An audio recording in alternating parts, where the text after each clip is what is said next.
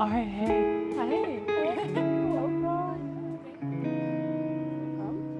So, Right. can you tell us your full name and where are you from? My name is Karlijn Kusters, and I'm from the Netherlands. Grew up in the south part of the Netherlands, and now based in Amsterdam. But for now, over here in London. So yeah. Okay, cool. Yeah. Thank you. Thank you. What's the Netherlands like? How was it like growing up there? Pretty chill. I mean, where I grew up is like super small, like small village.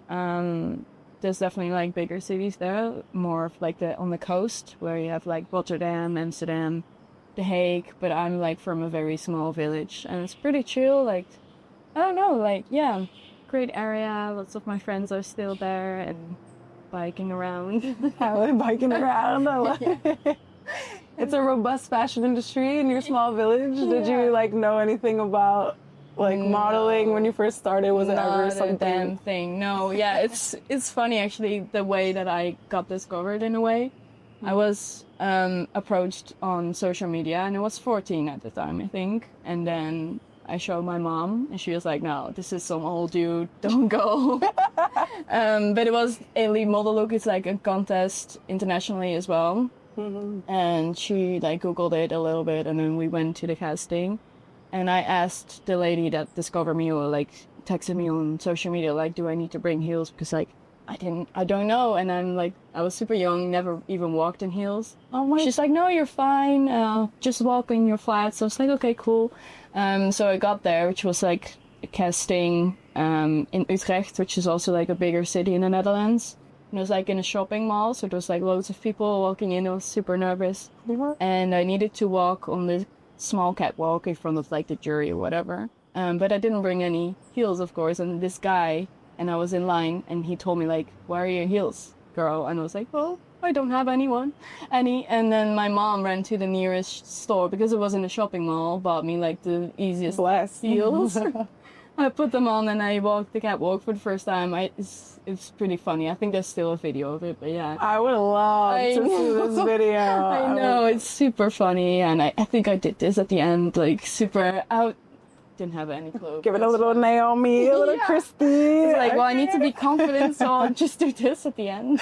I love that. Yeah. Oh my gosh. Did you know what you were doing? Like, did you know how to walk? Did anybody teach you? No. Or you just go? I just went, and I just thought like, well, I need to be straight up for sure, and like, I don't know, have one. I just thought like, well, look straight, look confident. That's what I kind of tried, and I did gymnastics for a long time, so I think my posture was overall good, but I had no clue. But And you're kind of used to like performing a little bit. A little bit, yeah. Totally. I think so. And it's just like, I was super nervous, but I just like, well, mind zero and just go. And then, yeah, I think it worked out well eventually. Yeah, what was the result? Like, Yeah, I was 14 when I participated, and then they were super interested, but they didn't want to give me a contract still because I was super young. So then next year I participated again, also for experience. And after that competition, they offered me a contract. And yeah, I got signed with my mother agency, Elite Amsterdam. But I was still in high school, so I finished high school first. And then eventually, after high school, I, did a gap year and then started full time. And that gap year is still going. I can relate. To that. I actually like did some gap years, but I went back. But I totally get that where it's like, oh, this is longer than I thought. Yeah, true. Yeah. And I ended up doing it long. And so you actually started working at what age? Like, full time. I think 2018. So I was 17, turning 18 that year. Cool. Yeah. So already 5 or 6 years, which doesn't feel like that. I don't know. It's weird. Did you ever expect like that you'd be doing this even like 5 years down the road, or like? No, I don't know. What was your expectation of your career when you first started? Yeah, it's a weird one. I think also because I was so young, I didn't really know the industry that well. So it's just like seeing, I don't know, experiencing what comes on my path, but I didn't really think about it so far ahead. So I didn't really have expectations, which in a way is also nice because you can't really be let down. But yeah, not really. I didn't even, I never expected to be doing this for, until now still. That's for sure. Girl, I feel you. Like, I didn't even know you could. Like, I didn't even know. Same. It feels like kind of like this do it, burn bright, done. Yeah. And it's like crazy because the older that I get and the longer that I do it, I'm like, oh, people really make 10, 15, 20-year careers out of it, which It's I'm crazy. Yeah, it's true. like, yeah, like, this is amazing. No, but it's true. Yeah, I definitely nowadays feel like now I'm getting older.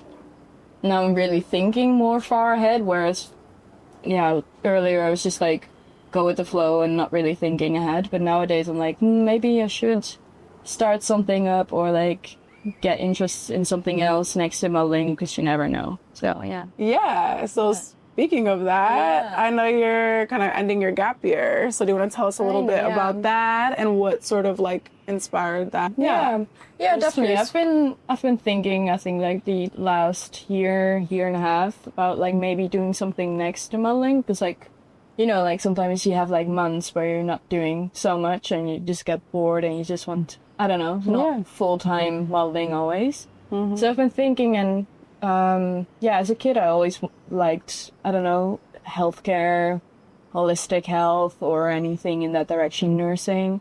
And I still do have interest in that. And I was just thinking like maybe I can combine the two, at least for in the beginning, and eventually just go with nursing for like the long full-time term. But it was difficult because like nursing and other healthcare practices or like studies are, you need to be at school all the time. Like you have like internships or practice, like you can't do it really offline or online. So I was kind of figuring out my way of how I can combine it with modeling because I don't want to quit modeling for real now immediately, but I want to, for sure, like start something over or start something new and then combine it too. So I feel like you had a very editorial, high fashion career when you first like started. Are you still in that realm? Have you shifted? Like, have your career goals changed?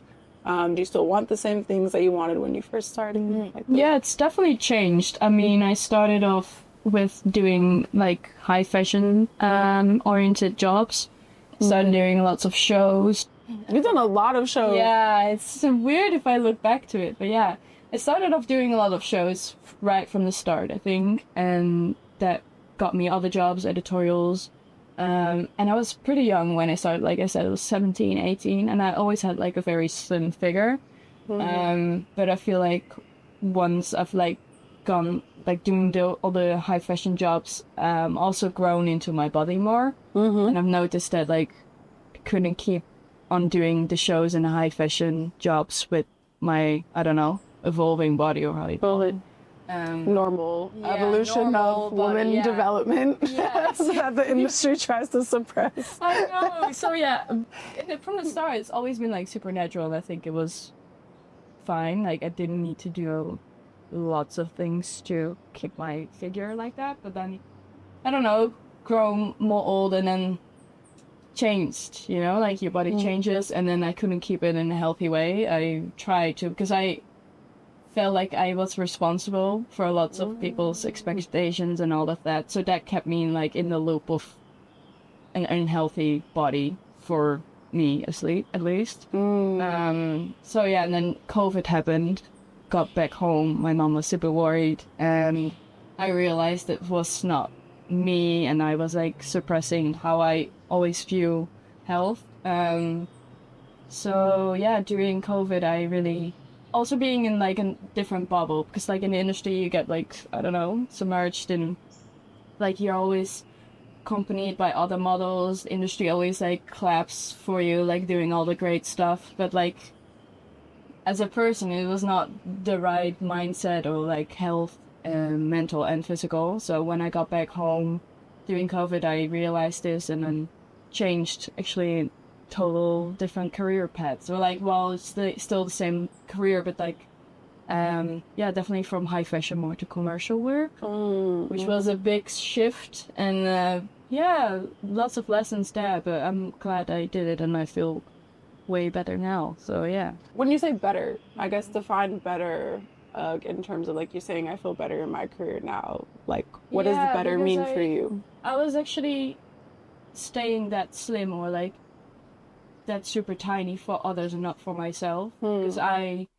felt worse when I was that super skinny, and not only like physical, like I was tired all the time, and you know, like all the physical aspects that come with it, but also like mentally I was more insecure than I was ever been.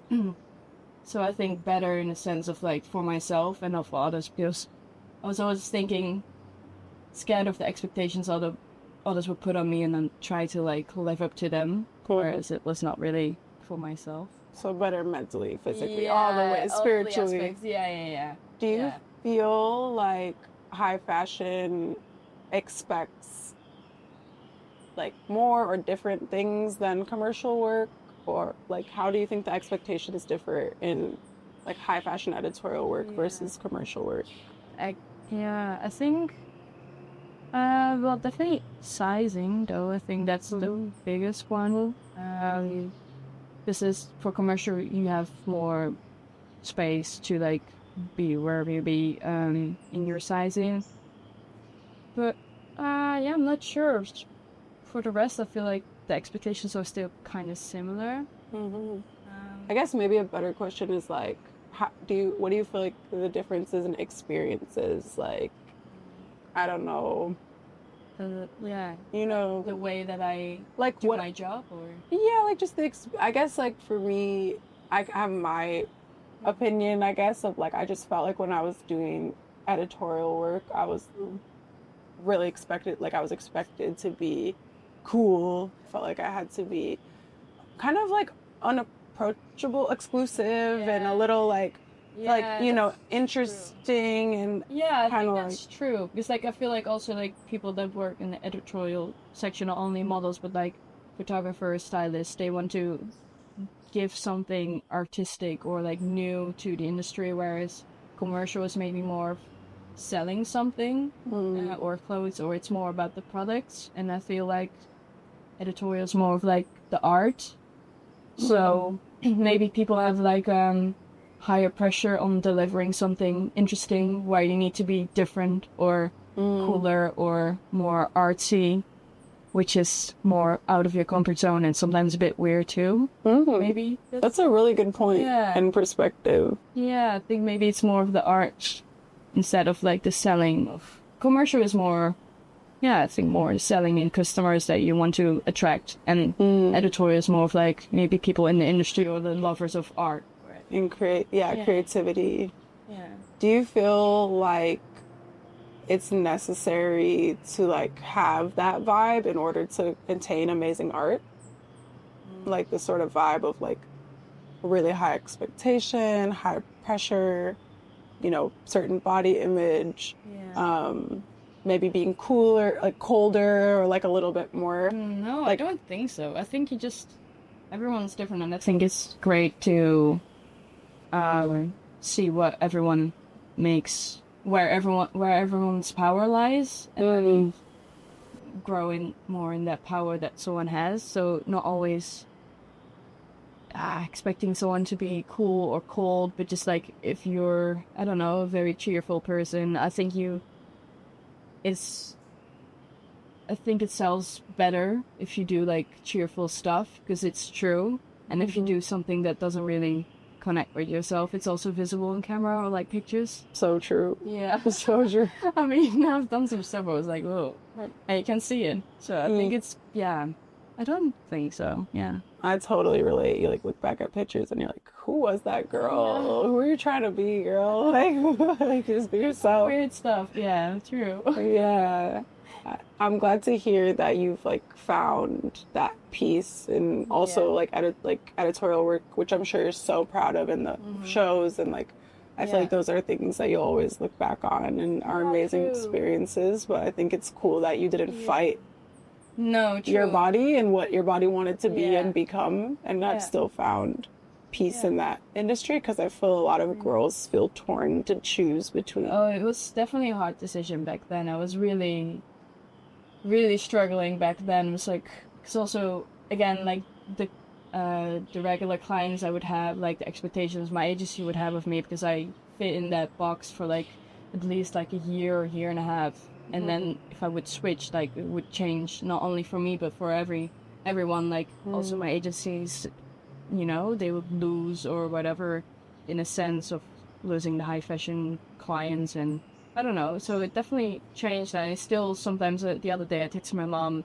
seeing all the shows that I did, and I was like, oh, this is actually crazy to see, but also proud still. But yeah, it's weird. So sometimes I don't know, sometimes I think of not going back, but like I see these stuff, like the highlights, of course, and I'm thinking like, oh, it was actually pretty cool. But I also remember like how I felt, and it's like, well, it's not worth it, and I'm really happy where I am now, and yeah. Nostalgia is a tricky bitch, I huh? know. Like it gives the illusion It is that things were better before, because it's like you really just remember the good things. Yeah, exactly. Yeah, kind of block out Yeah, the bad. there's a lot of struggle that comes with it. Yeah. I think that's super cool that you can see that as well too, and like be like, I'm proud of myself, but I also am proud of where I'm at now, because sometimes I look back and I'm always like, oh, it was so much better before, and then I'm like, it takes someone else to remind me. They're like, girl, was that though? Like, what? I think it's also like maybe mindset thing, because I used to, I don't know, I was really connecting with work so much as it's almost like my personality, and now I just see this job differently. I'm like, this is my job, and it's also not completely, it's not me, and maybe that is also why I don't get swallowed up into it anymore. Have, I don't know, more peace with it, whereas if I'm doing something differently, or it's work. Yeah. I feel a lot of people don't think of it as work. No. You know? I mean, it's great. It's weird too, because you're selling yourself kind of. So it's really personal. Yeah. So it's hard to like separate the two. Yeah. Absolutely. Working yourself. Yeah. Even like I was discussing with one of my friends who's a model, like nudity isn't even like a special or like private thing anymore. No, like, or like removing your clothes, like not that I've ever felt that it was like special at work, but it's just like, it's such an expectation, or changing in front of different people, or, you know, kind of like using your body as this tool. It's like not a private, it's definitely sacred thing so much anymore. No. Like, not that it has to be private to be sacred. I think people find a lot of power in nudity, but there's something so mechanical about it, like being our work, that it kind of like... You're fine sitting in a cardboard room with your tits out. It's true. Literally though, no, it's so true. And it's like, you're just waiting like, for another set of clothes. Or you walk in and you're kind of like sort of expected, like, okay, well, put on that outfit over there. And it's not like anybody's looking at you in a sexual way, but you're kind of expected also to prove like, I'm cool with this. Like, it's just a body. That's so true. And I'm just gonna I do this every day, which I don't. It's almost like you're cool if you don't have a problem with it, and if you don't ask for like privacy or whatever. And then if you ask, model, you can change. You're easy to work with, and it's like so interesting how asking for a private changing room, like when in any other context, or I always think of if the roles reversed, like if I just walked in, if a photographer needed to change, or someone came to my house and I was like, okay, just put this on right now. And like I had some guests over. Concept, but it's so normalized. It is. True.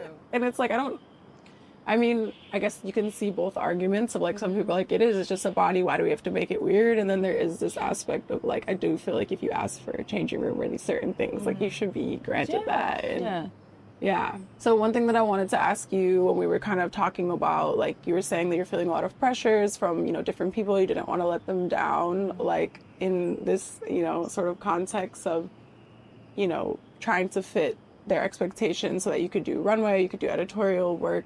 What were like some of the things like that you had heard of like trying to kind of get you to stay that way, or to, do you know what I'm saying? Like what were some encouraged me to stay in that?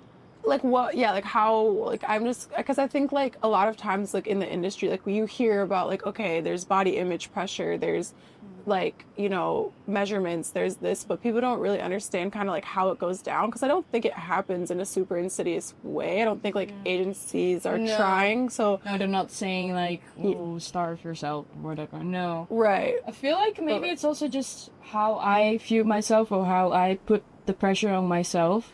I just, in general, always have hopefully I'll definitely learn along the way. But like I've always had like a feeling of not letting other people's down, or like feeling wise, or like I don't know. I think it was maybe me that put the pressure on myself so high, because I was always like thinking, when I noticed that I was changing my body or whatever, I felt that because I had like regular clients that really like working with me, and I like working with them as well, I was just so scared that they would, I don't know, be disappointed in me, that I didn't fit their clothes anymore, or that I let them down in any way. So I think that was the biggest fear that got me trapped maybe for amount of time in that, I don't know, in that body. And definitely also like, I mean, agencies as well. Like I wanted to do well and like do my job and be professional about it, and deliver as best as I could. But then, were there like cues that you weren't delivering, or was just something that you felt internally? Like, were you losing clients, or were you feeling like there was pressure around measurements, or were there conversations of like, how did you like sort of get this idea that maybe you weren't? I think it was in the beginning just my fears, my anxiety talking to me, but also I saw other models that switched from high fashion to commercial because they didn't fit their sizes anymore, and I saw what happened to them, and I was maybe not ready to accept that I would maybe go the same way, or like take the same path going into commercial. And eventually, because I changed bodies, like physical as well, I saw it happening too. Like I went to castings with like a client that I worked with for a long time, and they said no because I was not the same size anymore. So eventually it happened, like my fear got realistic. But that was, once it happened, I was also fine, just like, oh, it's not that bad. I mean, it's definitely sad. Like I still liked working with them, but it's also not the end of the world, and there's still other options in modeling. It's so broad and you can go different directions. So as soon as I saw that it was not that bad and people weren't angry with me and I wasn't like, you know, punched in the face or whatever, so it's like, oh, it's not that bad. It's just like going different directions. Yeah. You know, I don't know, like it was, I always had that anxiety or like fear of like, I don't know, that people would get angry. It's weird, but no, I don't know how I think. I don't think it's weird. I mean, I completely understand. I think if you're someone who just like have any sort of people-pleasing tendency, that's and a big part. Also just wants to do their best, you know, and I think it's sad that, you know, you're so young, like we're all so young when we start, and I think sometimes our best feels like sacrificing our own needs and like to become this blank slate, to become this moldable thing that can go into any client and any, like, you know, and I just think not all clients are for everybody. And true, but I felt the same pressure, like, I mean, debilitatingly so, to just, like, and I did commercial work, and I still felt this pressure to please everyone, and I felt like if I asked for a changing room, I felt like if I like said, hey, like I just don't feel confident with this hairstyle that you gave me, or any of these things, or like, you know, even to just say my idea of like, well, what if we tried this pose? I was just like, none of that I felt like that was not, I was gonna let somebody down. I wasn't being this easy. You feel like you always need to fit in their picture, or like obey what they think or say, and you don't really have a voice as a model in a way, just there. But you definitely, I feel like that's why we're here. Exactly. You learn as you go. It's like when you're so young, starting out 16, 17, you don't know the industry, one, and then two, there's like so many people that have been doing their job for way longer, so you just accept what they say and just go. But then, especially from a small town, like I have the same experience. Like my parents don't know anything about fashion, you're and just you're like going in blindly, and then you learn as you go, which is sometimes pretty tough lessons, but also great character development, I think. That is true. I love that. And to kind of go back to what we were talking about before, as you're kind of like, you know, having this evolution of your career into this different kind of work, how is, your passion for health and like I know you kind of spoke about holistic health leading into your next journey of what you're going to be doing this fall. Can you tell us a little bit more about that? Yeah, true. I don't know, like, a specific reason, but I've just always been interested in, like, health and holistic. And, yeah. What does holistic mean to you? Yeah, it's more... Because I think it can, like, I don't think it has one definition. I know, it's super broad, and maybe I don't even know I don't know. But for me, I think it's just... There's, like, different ways. Like, there's definitely, like, medicine also stem from, like, nature. Like, they get the ingredients for medicine as well from there. But I think there's a lot of knowledge in how things were back in the days, and like how people would treat their bodies, or remedies that worked really well that we've kind of grown out of. Like, we're not really close with nature anymore, and I feel like there's still like a lot of truth or remedies there, which I find really interesting. Yeah, and it's also like sometimes you don't need to treat the symptoms, you can also treat the cause of the problems, and then you'll be done forever, and I think that's a way better way to approach it. Okay, I'm gonna ask you our last question as we wrap up, but I kind of wanted to ask, what do you hope for the future generation of models or the modeling industry in general? That's a good one. I think, I mean, it's not gonna change overnight, but if people in the industry would be more willing to listen and to work on solutions, or listen to models, or give space to have their say, and from there on work on solutions, or get comfortable, make them more comfortable, or have, I don't know, feelings of worthiness as well on set, would be a great start. Yeah. But yeah, it's a great one, yeah. I love that. Yay. I love that. I totally agree. I think dignity just like keeps being a word that's like repeating for me, is just like to have just a little bit more dignity. Because I feel like right now we don't really have anything to say, and we're just working with them. But it would be nice if a bit more equal, or like they listen at least to the stuff that we have to say, and then if they really listen to us, then they're, doors open and we can find solutions for lots of things. Exactly. In a lot of directions. So yeah, I think that's the first step. But I love that. Thank you so much. You killed it. I love it. That was awesome.